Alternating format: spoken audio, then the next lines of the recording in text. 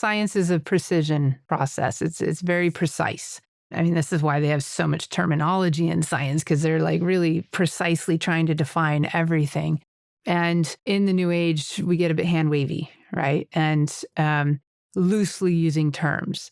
And that becomes problematic. I mean, it might sound fancy and it might get in the mass consciousness, which is great, but then there's a misunderstanding of what it really means, which then doesn't serve people.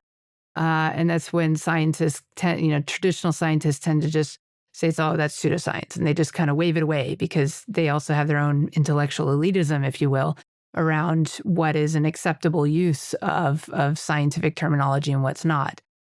So I like to, find that middle path, if you will, that we can explore into the metaphysical with this. And I think even Nikola Tesla said that the day that science begins to explore non-physical phenomenon, it'll, make more progress in one decade than it has in all the previous centuries of the scientific method. And so we're kind of coming to that bridge point right now.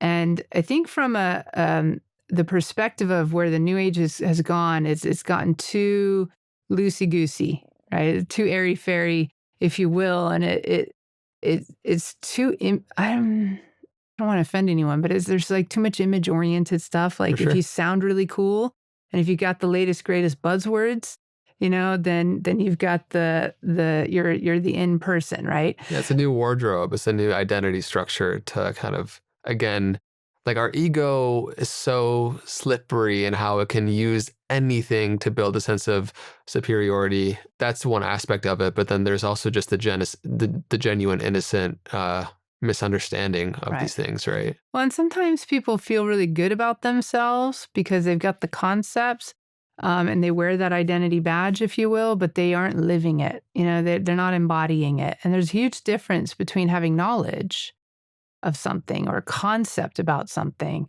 and having understanding about something.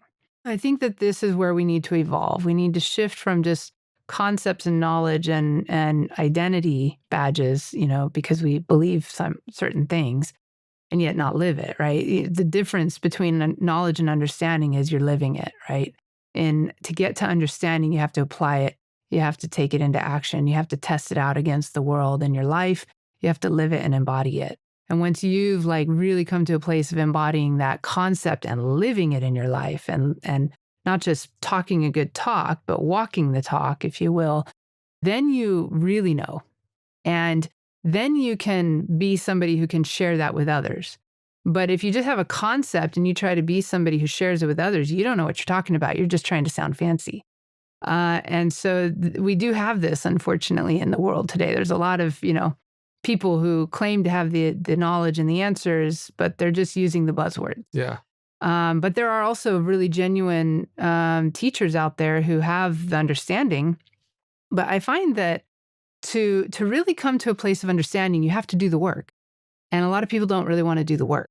And that's really where you start to figure out if somebody's just going to stay kind of fluffy about things or if they're really going to make progress in their life.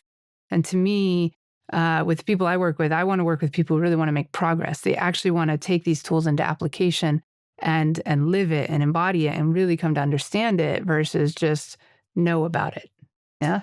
Yeah, Meister Eckhart, I remember saying something like scientists may disagree to infinitum, but, mystics of the world speak the same language because reality can actually only be experienced intrinsically. Like we can, of course, know aspects of it through the rational, logical mind, but through the embodied experience of such concepts, does one actually begin to even know something. Yeah. The rest of it actually isn't knowledge. It's not really a gnosis, is a better word there. And so to make this fruitful for anybody who's listening, because I'm sure we've all fallen in traps of doing this.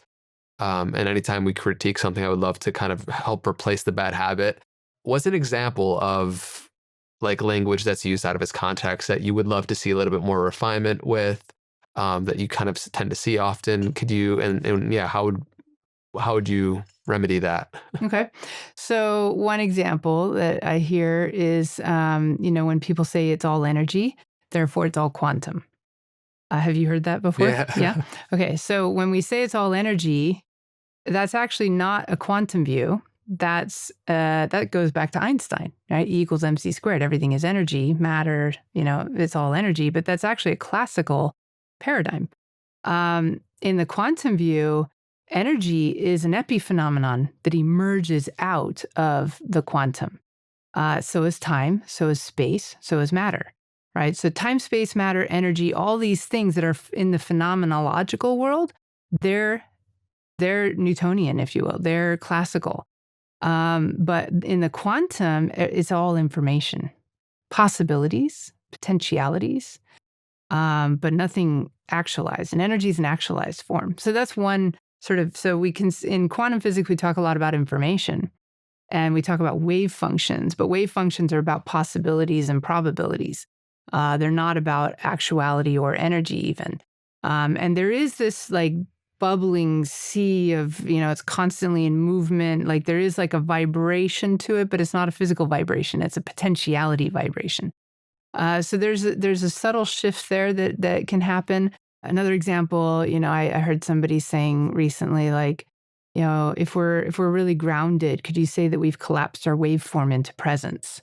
It's like, that sounds really Sounds cool, nice. but I don't know what that means. As a physicist, it's like, what do you mean? It's like taking these fancy words and putting them together in something that sounds cool and it makes you look good, but it doesn't really mean anything.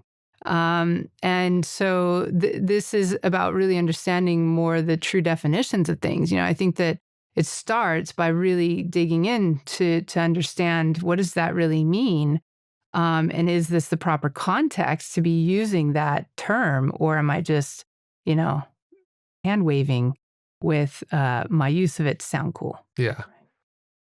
And part to blame is the education system, in which has raised us in a sense to like memorize facts as a form of intellectual knowledge instead of following our deep innate curiosities to truly understand what something is, what something means. And therefore, when we use it, we can just approach these areas with humility and speak from what we know instead of speaking from what we wish to sound like we know.